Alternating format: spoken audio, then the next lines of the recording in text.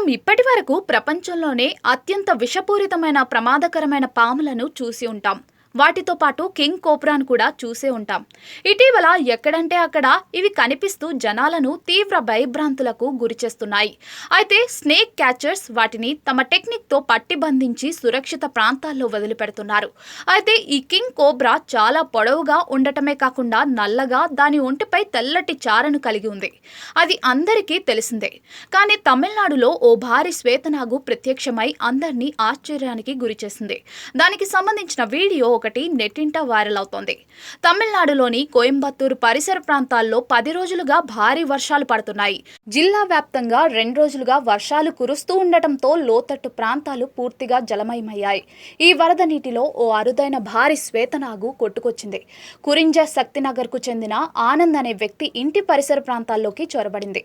దానిని చూసి భయాందోళనకు గురైన స్థానికులు అటవీ సిబ్బందికి సమాచారం అందించారు. రంగంలోకి దిగిన అటవీ సిబ్బంది శ్వేతనాగును బంధించి సమీపంలోని అడవుల్లో వదిలిపెట్టారు.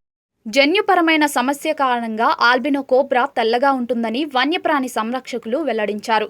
ఈ వీడియోను Indian forest service officer Sushant Nanda తన ట్విట్టర్ ఖాతాలో పంచుకున్నారు. దాంతో ఈ వీడియో వైరల్గా మారింది. అరుదైన నాగపామును చూసి జనం ఆశ్చర్యపోతున్నారు.